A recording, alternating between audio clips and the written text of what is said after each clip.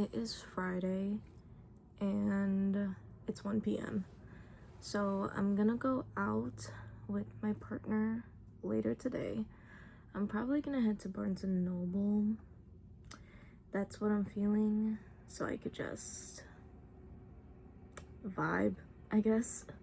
But I do want to read and keep going with my physical TBR and see how much I could get done within this weekend. I feel like I suck at 24-hour readathons. I used to be so good at them, but I think I didn't rely on the timer. I would just see how much I'd read in a full 24 hours. Like 1 p.m. this day, I'll complete the readathon at 1 p.m. the next day, and I would read like 7 books. It's like crazy. Times are different now, so I'm gonna use the timer, but I'm gonna try to just see how much I could read this weekend. I'm trying not to be too strict with myself. I have The Dawn of Yangchen by FCE, and I have made some progress this week from reading. I'm almost halfway through, and I'm proud of myself because I've been reading physically, and for context, I like to listen to the audiobook while reading physically because my attention span is just so bad, but I want to read and I just want to be dead focused, and that's how I gotta do it. But I've been reading physically, and this book has been very interesting. I'll talk more about my thoughts when I finish it.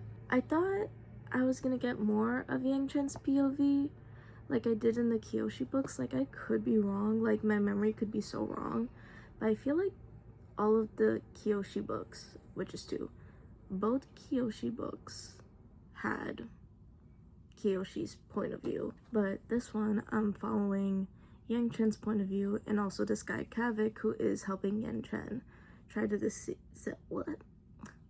succeed at the task she's trying to do at hand, which again I'll say more later. But I don't know, I thought it was all gonna be Yangchen's point of view, and that's what I was looking forward to, but I'm not mad about reading Kavik's POV. I just thought it was gonna be all Yangchen. So let's see what happens here, but this is gonna be my main priority reading wise. And then I have The Snowball Effect, which is a Sapphic romance, and this, I'm on page 50. This one I know I could read fast. I already know I want to binge and read this so fast, so that's not an issue with that. Now, in terms of manga, I have stuff that is currently in my TBR, so I'll probably read these, and one of them is Jujutsu Kaisen Volume 21, and honestly, I don't even know what's happening here. Like, genuinely, I need to watch a recap now, because at this point, with these games and all this stuff happening, I'm literally like, where is this plot? Like, where has the plot gone? From volume 1 to this, where have we gone? I love the characters, but I'm not gonna lie, I'm a little bored, and seeing these new characters, I'll be honest, I don't really care about them. Like, I just need to understand what's going on.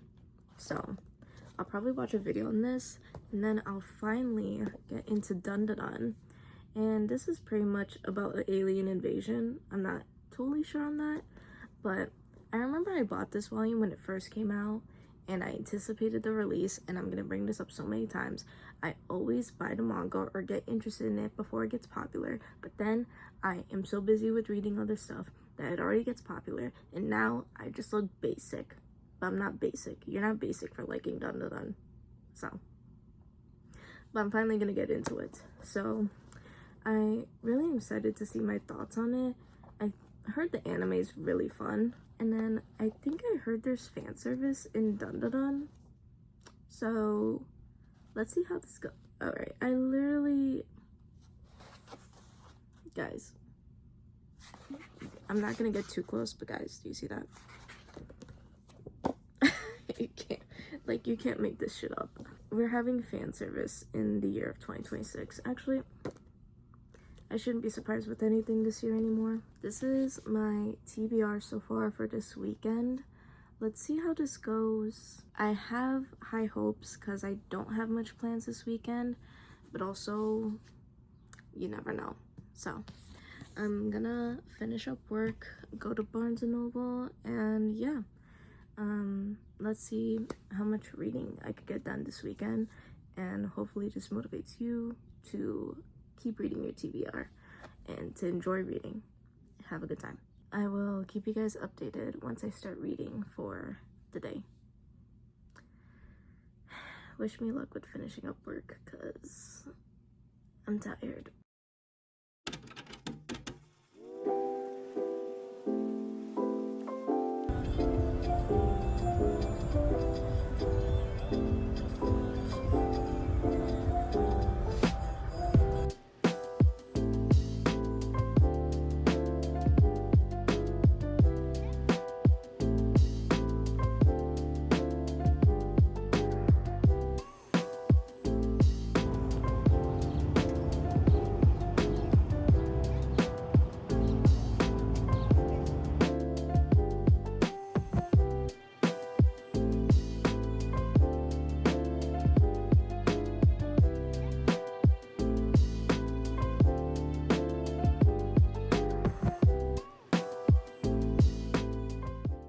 Hey guys, so don't mind how crazy I look, but it is Sunday, it's 7 p.m. So I didn't really have to do a timer, but I just did. I've only hit 4 hours of reading, which is not bad. It's a lot of reading done. A majority of it, honestly, I got done yesterday and today. But I wanted to update that I finished The Dawn of I finished The Dawn of Yangchen by FCE, and I feel complicated. I just love being in the Avatar world. I just love seeing Yangchen herself. She is quite a character, not in a bad way. I guess I'll go a little bit more into it. My main qualm with this book, please tell me I'm saying the right word, but my main issue with the book is that this is supposed to be about Yangchen and her upcomings and her realizing she's the Avatar and her journey throughout the whole process and what's going through her mind and everything. I got a lot of the book of her companion Kavik, and here's the thing, I didn't mind reading Kavik's POV, but it got really hard to push through this book for a bit of it, mainly because I didn't care for Kavik. Like, I see where he played the role in the book, but I'm like, the whole story is supposed to be about Yangchen. I thought I was gonna go into this with mainly Yangchen's point of view and just seeing her mindset, because Yangchen is basically doubted. Everybody underestimates her compared to the Avatar before her, Avatar Seto, I believe I'm saying it right, who basically knew what they were doing and blah blah blah, and they'll trust his word over Avatar Yangchen. They feel like they don't know what she's doing, she's too gullible, and all this stuff. They undermine her and kind of belittle her in a way, and I wish I saw more of that. I wish I saw more of that journey. I feel like she is growing into her own by the end of this book, but even the last chapter, it was about Kavik. The last chapter was about Kavik. And again, like, the Avatar does have companions, which is good, and you could do multiple POVs. That's not the issue, but there was so much more I wanted to see about Yangchen, and I feel like a good chunk of it was about Kavik. Regardless, I did enjoy the book. I enjoyed the book the whole way through. It's just not what I expected, but I'm very curious to see how the next book turns up. Yangchen is honestly just such a cool character and so badass as an Avatar. Again, I feel like she's undermined, and then even in the grand scheme of the Avatar universe, I feel like she is definitely underrated, and I needed this book to push her to show how much of a great Avatar she is.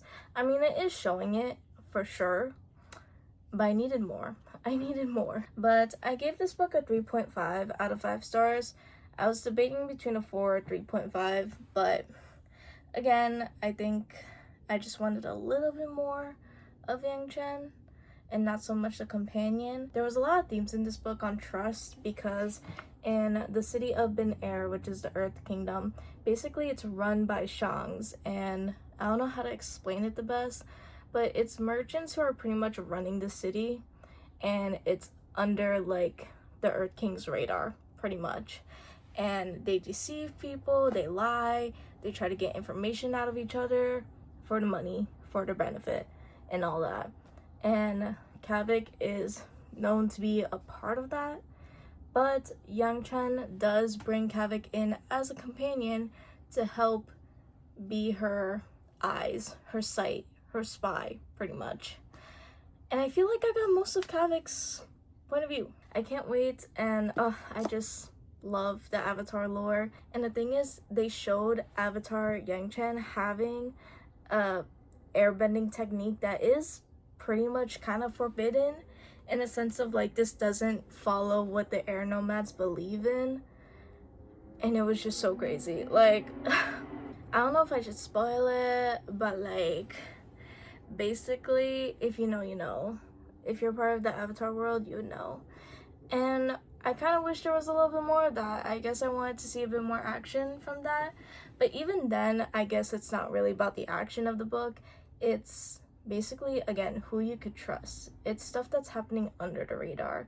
It's not very action heavy, it's very political heavy, which I do like. So it's very interesting to see how these governments work, and also how they work alongside the Avatar, who is the bridge between spirit and human. I finished that, so that felt good to finish.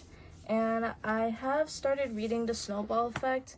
I am 50 pages in, actually 54. I read 4 pages at Barnes & Noble, and I plan on reading more tonight. So obviously I didn't hit the 24-hour reading mark. That wasn't my goal. I just turned it on to see, just to give me some motivation. Mainly, I just wanted to see how much reading I could get done this weekend. So I'm really glad I finished this book, and I'm definitely gonna make quite a bit of progress on the Snowball Effect, because it's a Sapphic romance, and I'm very much looking forward to it. But for now, I'm gonna go shower, do some self-care, and just enjoy myself. So that's the plan. I will keep you guys updated as I go. Hey guys, so it is Tuesday, and it's my partner's birthday, but we're not going to be doing much. So last night I read at midnight, and I was up till 3 in the morning, not reading this. I was reading the, well, no, backtrack. I was reading the book, but I knew I needed to go to bed, but it took forever for me to fall asleep, so that's where we're at. I read 42 pages on Monday, and I've already read 3 pages today. Work is actually very chill today, thank God. I'm so glad. I'm so glad I just have a break, because work this week has just been so crazy for me. This is a good pace. Like, I could do this. I could work with this. But I'm gonna read more of the Snowball Effect, and kind of in the mood to read more pages, but let's see. I'm mainly going to be with my partner most of the day, so let's see how that goes. But I'm going to head to Barnes & Noble, and I'll keep you guys updated. But so far, I am liking this book, and I am liking the friendship that is developing between these two, and you could see subtle hints of attraction to each other, so yeah, that's fun. And also, I think I actually feel like I am getting a little bit more depth about these characters, more than the ones in Those Who Wait. I'm very excited to see, because I still have a long way to go. But yeah, I'll keep you guys updated.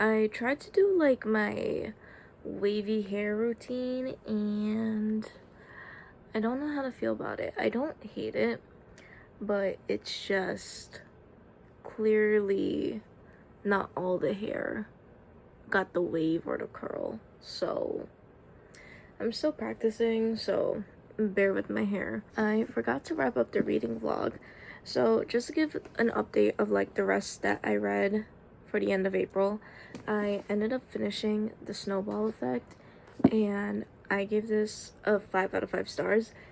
Genuinely, this book, is this bothering you? Because it's bothering me. I gave this a 5 out of 5 stars, and I ended up lowering my rating for those who wait a little bit, mainly because I feel like I got more in-depth of a character for both of these characters than compared to Charlotte and Sutton in Those Who Wait. And I still really like those characters a lot, but the backstory and the lore between the two and why they both are the way they are and the family dynamics of it all, I am a sucker for showing more family dynamics. Their story and their lore intrigue me more than Those Who Wait. Still really great books, but the pacing of this was really good. Like, genuinely really good pacing.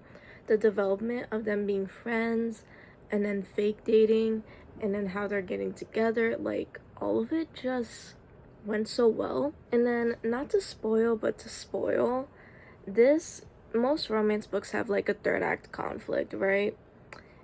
This one didn't, and I was like waiting for it, because most books have that, which is like kind of frustrating, but if it's done well, then I'm not mad about it. But this one didn't have a third act conflict, and I was shocked, and it was just really nice to see. It was like they're getting together, they're getting to know each other, they are making each other's lives better. Like, it was so nice. I really enjoyed this book. I would love another book with these two characters. I don't know if that's ever gonna happen, but this one was really good. And then I am finally catching up with Jujutsu Kaisen, because the last volume came out. I didn't realize the last volume was gonna come out, and I can't believe it's finished. So I read volumes 21 and 22. I ended up giving volume 21 3 stars, volume 22 4 stars, mainly because I had to watch recaps of what was going on in the culling games, because I didn't fully grasp what was happening in the moment. I'm like, when did this become a game? Now I understand it. I'm pretty sure once I catch up in the anime, it's gonna make even more sense seeing it visually. But reading it was very hard for me personally. This one, like, I had to take a nap after reading volume 21. Look how thick it is compared to, see, this one's like way thicker.